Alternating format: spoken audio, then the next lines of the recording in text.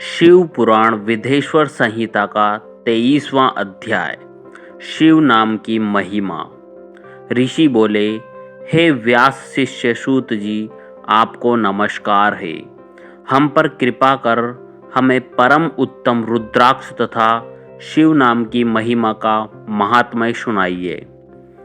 सूत जी बोले, हे ऋषियों, आपने बहुत ही उत्तम तथा समस्त लोकों के हित की बात पूछी है। भगवान शिव की उपासना करने वाले मनुष्य धन्य है, उनका मनुष्य होना सफल हो गया है। साथ ही शिव भक्ति से उनके कुल का उद्धार हो गया है। जो मुख मनुष्य अपने से सदाशिव और शिव नामों का उच्चारण करते हैं, पाप उनका स्पर्श भी नहीं कर पाता। भस्म, रुद्राक्ष और शिव नाम त्रिवेणी के समान महापुण्यमय है। इन तीनों के निवास और दर्शन मात्र से ही त्रिवेणी के स्नान का फल प्राप्त हो जाता है।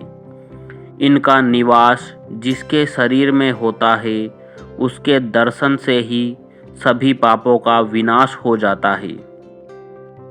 भगवान शिव का नाम गंगा है, विभूति भस्म यमुना मानी गई है तथा रुद्राक्ष को सरस्वती कहा गया है। इनकी संयुक्त त्रिवेणी समस्त पापों का नाश करने वाली है। हे श्रेष्ठ ब्राह्मणों, इनकी महिमा सिर्फ भगवान महेश्वर ही जानते हैं। यह शिव नाम का महात्म्य समस्त पापों को हर लेने वाला है। शिव नाम अग्नि है और महापाप पर्वत है। इस अग्नि से पाप रूपी पर्वत जल जाते हैं। शिव नाम को जपने मात्र से ही पाप मूल नष्ट हो जाते हैं। जो मनुष्य इस पृथ्वी लोक में भगवान शिव के जाप में लगा हुआ रहता है, वह विद्वान, पुण्यात्मा और वेदों का ज्ञाता है। उसके द्वारा किए गए धर्म कर्म फल देने वाले हैं।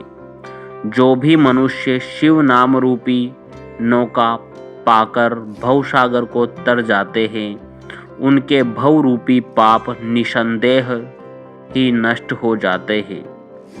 जो पाप रूपी दावानल से पीड़ित है, उन्हें शिव नाम रूपी अमृत का पान करना चाहिए।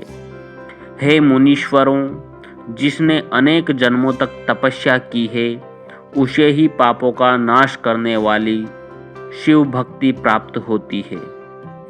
जिस मनुष्य के मन में कभी न खंडित होने वाली शिव भक्ति प्रकट हुई है, उसे ही मोक्ष मिलता है।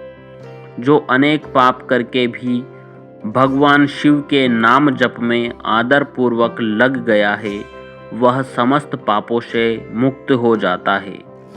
इसमें जरा भी संशय नहीं है। जिस प्रकार जंगल में दावानल से दग्ध हुए वृक्ष भस्म हो जाते हैं, उसी प्रकार शिव नाम रूपी दावानल से दग्ध होकर उसके सारे पाप भस्म हो जाते हैं। जिसके भस्म लगाने से अंग पवित्र हो गए हैं और जो आदर सहित शिव नाम जपता है, वह इस अथाह भवसागर से पार हो जाता है।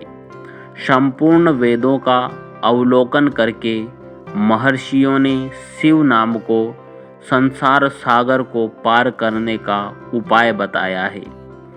भगवान शंकर के एक नाम में भी पाप को समाप्त करने की इतनी शक्ति है कि उतने पातक कभी कोई मनुष्य कर ही नहीं सकता।